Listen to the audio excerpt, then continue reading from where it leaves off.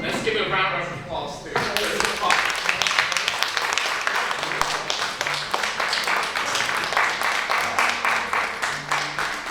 It's a remarkable film, really. Thank you. Thank you for having me here. I was here actually a few years ago when I started making this film. It was a work in progress. I don't know how many of you happened to be here then. It was just a 10-minute, oh really? Okay. So to see the difference, I'd be curious to hear what you have to say. But it was a 5-year project. And this went through COVID, and I wasn't able to go back to film more, and so I did a lot of animation to fill in the visuals. But yeah, 5 years was a long, painful process. But it's more painful than giving birth. I mean, these projects. Yeah. But I'm glad you were part of the process. Thank you. So we're going to have the Q&A time, and what a great film, and I really enjoyed it. I heard about it a long time ago, and then I finally get to see it with, our review. I want to know, when did the story come up? Do you know all these stories when you're growing up, or when you decided, hey, this is... I knew nothing. Seriously. And originally I started as a personal story. As you saw, I was very close to my grandmother, and I thought it was going to be a very personal story. In fact, the original title, I don't know when I got it a few years ago, I think it was the original title. It was Unruly Chinese Women. I really wanted to focus on the women and how they resisted the structures that had been in place. But, digging into the racial history that we have, I didn't know enough. And that's why I went back to school for it, and to study more of Black history and immigrant history and the entanglements of our history. We don't learn this in schools. And I felt like through their intimate histories, it reveals a lot more of the past that we learn from books and other types of knowledge. So is there any part of this history that really shocks you? Like, I didn't know. Well, yeah, I didn't know I had biracial cousins. I didn't know I had Black cousins. I mean, the fact that I didn't know bothered me more than the fact that I have. Because why was this kept a secret? Why are we ashamed? Why are we erasing histories because we think that some things shouldn't be shared? And so it really troubled me. And so I had to dig even deeper when I found that out. And the process of learning about my history and learning about the troubling ways in which a lot of Asian cultures, we perpetuate this by the way we keep it going with our families, right? How my parents talk to me and how we talk and we self-isolate, it really reinforces what's happening today. Do you think that self-isolation was a way of preserving? Yeah, don't you? I mean, it's like that, it's kind of a complicated thing. We have this space here that brings us together as a community, but at the same time, is that closing off other things, right? So it's a tricky one. I love that when you said that, all their association is set up just to keep keep them inside. Yeah. And I think... Did you grow up like that? I mean, yeah, I think it's even Hong Kong, wherever. We Chinese are just trained to keep in our own box. So don't go to the other side. It's dangerous over there. Don't talk to those people because, they might be a bad influence. Especially girls. I don't know. Maybe I'd love to hear from you all. I actually heard of an 80-plus-year-old woman telling me about when she grew up on Wall Street. She was told not to go across Canal Street because that's where the Italians are. She said, I don't care, I'm an American. And she was like a little girl, she said, I'm American, I'm going to go. And she actually walked across it. So and nothing happened to her. Nothing. She's just very bold. So I think a lot of times, the film also talked about we are, product of our environment. Because I think your mom said that. Yes. So I think then I hear also like, a lot about Chinese stereotype of the black people. Yes. But did you aware of any black people's stereotype of Chinese, or what would they think of us? Because I'm thinking about when we hear about that, and we kind of listen to it a lot, sometimes, what about them? Are they looking at us like in just a grocery store owner, or? I think every community has our stereotypes of each other, right? And that's the thing. We can make fun of different communities, and it just becomes normalized, and we don't think about it, how it perpetuates a negative stereotype. And it's, I don't think we can ever change that, to be honest. But, can we look into each other's histories and learn more about each other so that we don't have these kind of like negative stereotypes, right? Yes, I think also like my question is, we are living in a very metropolitan like in New York, Yeah. that we come in day to day with a lot of different people. Yeah. Is it different between where we live that affect how we look at it, or is this still what about the next generation, like your daughters and your sons, like do they still have that? It seems like the next generation could be something different. It's more hopeful, absolutely more hopeful. But so to reverse that question is, for the older generation, is it possible to unlearn the attitudes we've made from like an era before where things were very binary in that sense? I don't know. What do you think? It's a hard one, right? Yes. Well, I always believe like it's different perspective, like our experience do affect the way we change. Sometimes some bad news would just perpetuate that. Yes. And so anything, some kind of shooting or something, Yeah. people just, oh my God, this is, we can protect ourselves, it's scary. But sometimes like, it's a bold move of Yeah. walking to the other side, extend your hand, or just reaching out Yeah. to find out what other people's are, what the other people that looks different. Yeah. Or And not just to say, oh, I have the one token friend from a different community. I don't think that really does anything. Yeah. When we say allyship, what does it mean? How do we really make friends and learn about each other? But to your point earlier about how you think, like, how do we think of each other's communities? A lot of, apparently, I just learned this, Asian American women have the highest rate of mental health issues because of that negative stereotype. Well, not negative, it's over positive, that they think, oh, all these Asians are smart. So they have this huge pressure to perform, and the consequence of that is a lot of mental health issues that we don't think about. And again, Asian Americans is such a huge spectrum. It's not everybody who looks Asian are smart or respectful or quiet and obedient, right? So again, it reinforces the stereotypes. But I don't want to keep too long, but I'm just going to make one more point, and I'm going to open the floor. I think a lot of times when, in those days when they were, when you were relative living in that era, I think the Chinese family were thinking more than protecting the woman's, reputation. So there was like, well, make sure they don't do anything over, because they would hurt their perspective of marrying and getting a good husband or family. I don't know what it's true. It's about the patriarchy controlling us, female bodies. I'm going to open the floor to everyone. So if anyone have any question, please feel free to raise your hand. I'm going to hand over the mic because I want everyone to be able to hear you. If you can come up, that would be great. It doesn't have to be a question too, just a resonance, Yes. comment, or shared experience. Please come up. It's not wired. One after the other. The mic is not wireless. Yeah. Okay, please introduce yourself. My name is Kevin, and I live here in New York City and been involved in Chinatown for a while. And I want to thank Chris, thank you so much for making this film. I think it's a very special and very powerful film that everybody, regardless of background, should see. Because I think, because I think it's because it's so honest. Everybody, we have a special way of getting people to really from all different backgrounds and different generations to open up.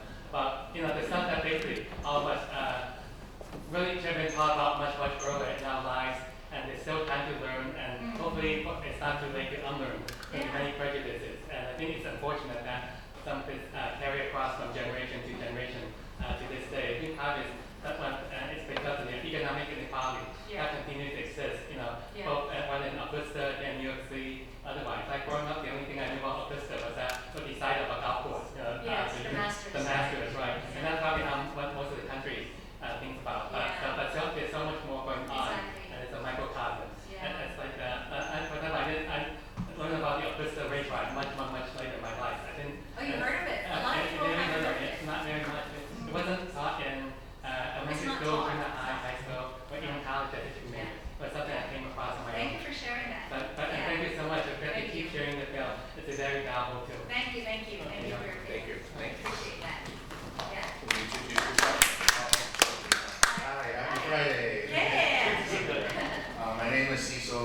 Brooks, representing the Bronx. So I actually saw this movie last year. Yeah. Where? At the Harlem Film Festival? No. So that's messed up. Oh. It was over here at one of the schools, PS1, I think. Oh. And Sanzo was there, some other companies. Okay. But just like seeing it again, Yeah. you know, with my good friend Andrew, it's just made me realize like so many things that are kind of changing in New York and also across the country, but also kind of staying the same. Yes. And that's kind of my question. I am curious to you about maybe some of the stories or some of the patterns you might have seen change. But I also want to just say, thank you.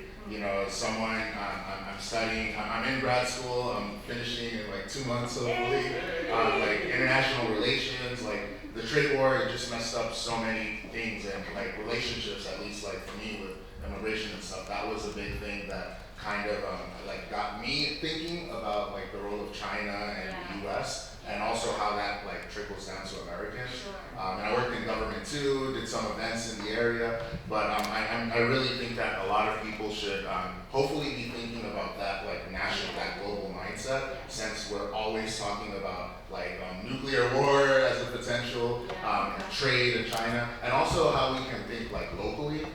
Because there is a lot of work to do like in our neighborhoods, whether it's trying to help someone register to vote or helping to clean up a sidewalk. So yeah, I'll stop ranting, but thank you. Like it's been amazing seeing it again. And yeah, like always open. Thank you. Thank you for bringing all those points in, because I think that global, I want to just tap off of that the international relations, that this is a global issue. It's not just a story of the South, right? When I showed this film in Hong Kong, it opened up the ideas of colonialism and colorism in Asia, and it's all applied. It's not just the racial South, right? It's this whiteness, this white adjacent mentality that everything's defined around whiteness is a worldwide problem. I just wanted to say, I watched the film actually last night. Oh. Channel 21. Oh, that was the cut down version too, by the way. Yeah, I The saw PBS that. version. This was the original. Because I saw a lot of things that were in there, like James Brown. Who I worked for when I was 35 years old. Anyway, one of the things I found funny though was because growing up, like you said, it was the Chinese laundry, right? But the kids went to school with us. So we became friends. I think we were the only kids who wound up going down to Chinatown working in a sweatshop on the weekends. Because he brought us down because we all wanted to make money. You know, and to me it was always funny because I never felt closed doors. Except, like you said, the dating. Because I remember... That's when we draw the line, right? Yeah. No, because I remember my friend's father was like, I'll kill you before you, And, but besides that, everybody hung out. In fact, one of the guys who was one of our friends, the brothers actually walked him to his high school to make sure he didn't get jumped. Because he went to the high school of science. And they would walk him there, and then they would go to DeWitt Clinton, where they went. So to me, all of this stuff, is kind of alien to me. Because I've always had a good relationship, and my family is not from this country. Alright? So my family came from Dominica, from Grenada, from Curacao, and from Trinidad. There are Chinese over there too. Yeah, I know. And See, they this is treat what them all I'm the saying. same. So there was always an understanding, Yeah. and we never had that, there was never a conflict here. Yeah. In fact, I know on my grandmother, on my mother's side, they met in Cuba. Her grandparents met in Cuba because that's where they went for work. Sure. And there's a big monument in Cuba to the Chinese because they fought with the Yeah, revolution. there's a long history there. So, Yeah. I just think people just need to grow up. And they also need to hear stories like yours that resist what the media likes to focus on all the tensions, right? And all the negative things. Yeah. So thank you for sharing. Thanks for sharing that, because I actually see this different type of, like the background, like you said, you're from different Yeah. part of the world, and it's the background is actually, like think people who grew up here, like That have people that. having generations here, had more impact to them. Yeah, Like yeah. all these racial tension. Because I know friends from Africa, they don't have the baggage. Yeah, Because they just excel and they just do. right. So I think like a lot of times it's just, it's just that we have this history in America Yeah, that yeah, does. yeah. So we kind of have to deal with it. So next, if you Yeah, I think. Go ahead, James. Oh, you're Yeah. Oh, sorry. Yeah. Well, what happened? I'll just put in my thoughts here that that's what I've been saying. You can go. Go ahead. Okay. Yeah, what's a beautiful, important film, James, thank you. step up. And I really feel this film actually demonstrates why we need to be a storyteller. And because history is not written by us, it's not written for us. And I think it's very important, even thinking about the story you're telling is relevant with the current issue, the life we are experiencing in the past couple of years. And yeah, I really love the film, and your reasons, your voiceover is really beautiful. And I think I love the depth and emotion, and the rhythm is great. Yeah. Thank you. Thank you for sharing that. Yeah. And I just want to say that women have been historically erased in history, and so when I ask my grandparents and my grandmother questions, they've never been asked about how they felt about anything, and so it struck me how important that is to kind of elevate those. Right, it's important that we start questioning them, like ask them questions and encourage them to thinking about their situation. Right. And especially if you have a beautiful daughter and Oh. your grandma. Oh, yeah, you said. Yeah, that's wonderful. Yeah. I do have one question kind of related to your creative process. Yeah. And you think this we mentioned you started filming during the pandemic, you're using animation.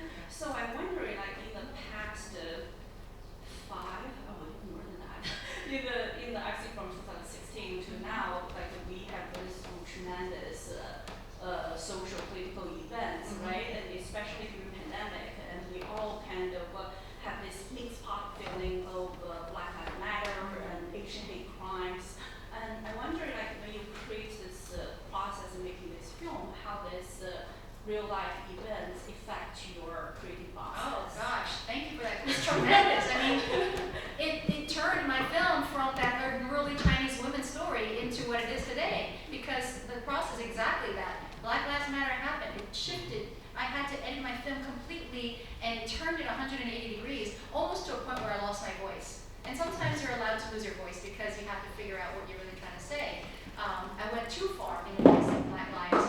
But then to your point, when anti-Asian hate crime happened, oh my God, then I had to ground myself and use the space to talk about women and the orientalization and the sexualization of women.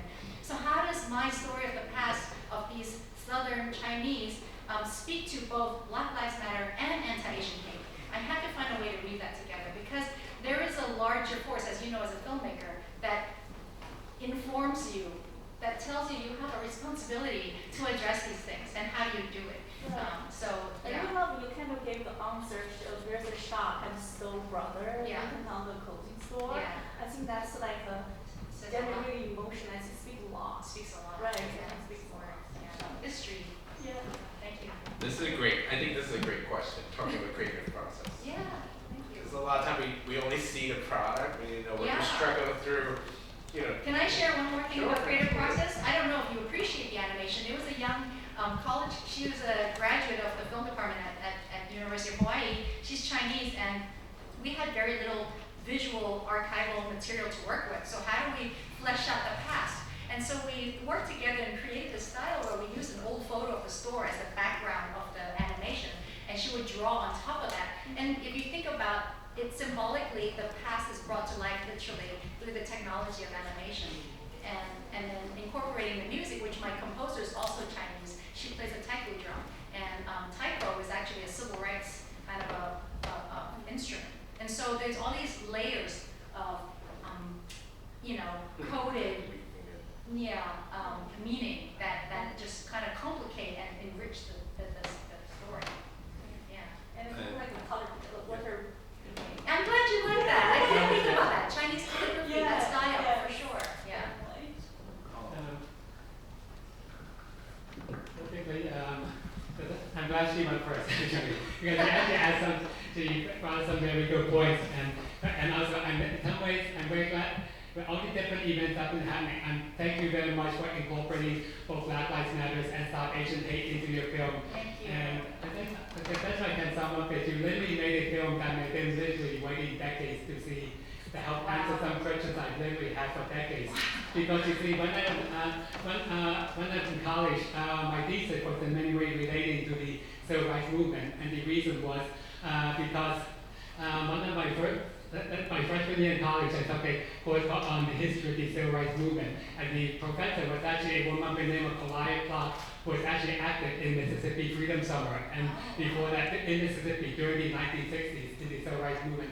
And she was an amazing professor who really got me interested in life during that time. I also wonder, as an Asian American, what would have been like for me living in the South during that time when all these different events were going on, or even before that, as the movement was getting underway, where people could literally risk their lives to vote, and even to register to vote, much less to vote, you know. Yeah. And the fact that even nowadays you see across the country, especially in the South, but not just there, people trying to restrict the rights of vote, shows why this film is a very, very timely film, you know. And thank you so much. No, thank you. Thank you so much for making this film. It's so moving on so many different levels. But I love how you tie the cast and how you know, explore the cast through your many different relatives. But you also bring them, also tie it to what's happening in present. You also help them bring their views and concerns to the present as well. Because I think through that, it shows how you can maybe build a better future. Yes, So thank you. very Thank much. you for summing that up for me.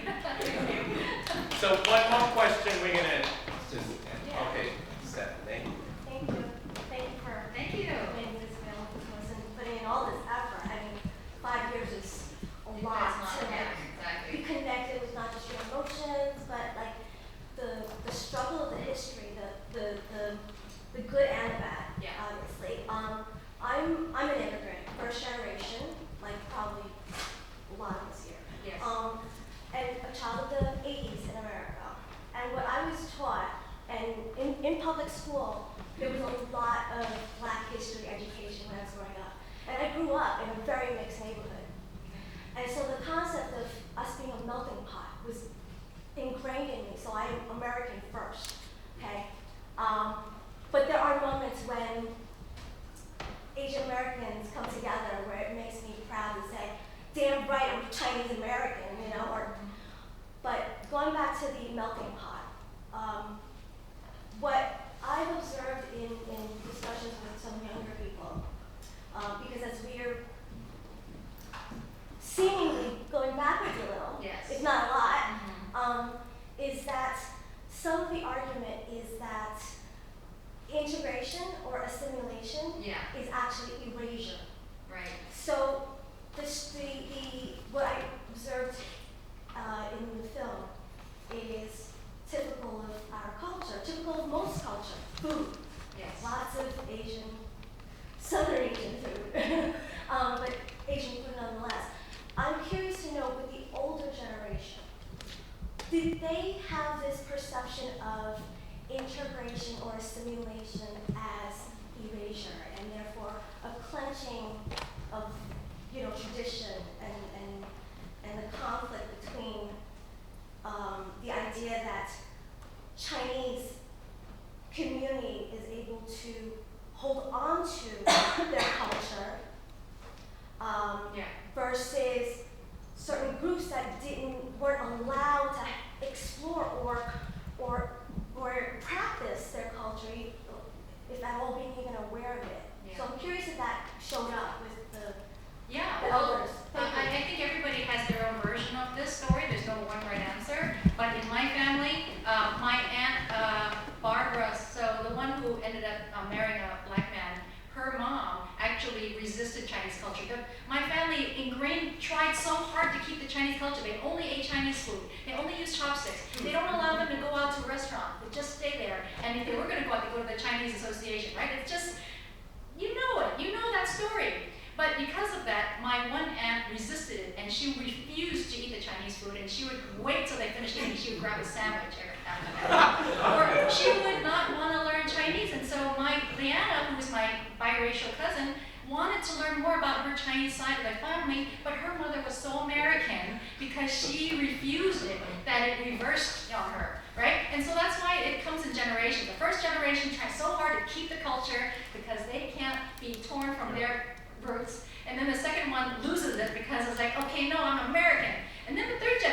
like in my situation is we trying to grab it back. So we're going to find our ways to bring it back, even though, like, my mother's more American than me. So it's really interesting how history goes in cycles, and it'll keep going. So, yeah, I know we're out of time. Thank you so much. Yeah. Thank you. Okay, for Keep it short. question. Short question. Okay, short question. Related to the civil rights movement. Like when you were interviewing the voters, especially those around during the civil rights movement, like do you get the sense like what it was like in the Chinese community as the civil rights movement was happening across Georgia and across the South and everything? They Like, didn't evolve. They self-isolated. I have a cousin, an aunt. She grew up during desegregation. She had no clue. She's like, oh yeah, it wasn't that bad because she wasn't out there. It's ridiculous. So I felt a lot of ignorance came from the self-isolation. Thank you, that's Yeah, so I did so you didn't want to take it. Thank you. Sorry. Yeah. Thank you. But we can keep talking after this, so I know you have to. I just wanted to say to that story, Yeah. because my mother's family were grocery store owners in the Mississippi Delta. Oh, wow, okay. And one of my aunties, Yeah. who I loved Yeah. very, very much, she and her husband had a grocery store in the town where Martin Luther King was starting the Poor People's Campaign. Right. And they went to the white church. Yeah. And one day at church, they locked the doors and they got a lecture from the white people about what to do when the civil rights leaders knock on their doors. And my auntie went home and she told her husband, we're moving to LA or I'm gonna get tarred and feathered. Yeah. Because Christianity, religion is supposed to be about compassion, and this is not compassion, and fuck them. And she told me this story, like when we were home, when we went to another auntie's house in Mississippi, and so I just wanted to share. Yeah. She didn't do anything in Mississippi other than to get out as quickly as Wow, she that's could. crazy. But that. Yeah, that's I real. just thought that was Because of that scene, the First Baptist Church, right? That was a very troubling scene of how they felt being good to us. Yeah. Right? She Like they was treated us like pets, I think. Yeah. So I just want to thank Crystal again, that we can continue our talk, Yeah. have a hot dinner that everyone go to on the other side, crossing the canal. The Oh, the other side. 109 Mulberry Street, called New York 5. It's a Chinese restaurant. So it's a new Chinese restaurant. We're going to go there and hopefully have more to talk about. And Okay, so the church has to close up. So on behalf of the Chinatown Organization for Media Awakening and 21 Pell Planning team, we'd like to thank everyone for coming. Christo's film obviously raises a lot of important issues. Like most things in life, it's not black or white, it's gray. Yes. There's a lot of nuances and questions raised by your film. And on behalf of the sponsoring organizations, I'd like to thank Crystal. Oh,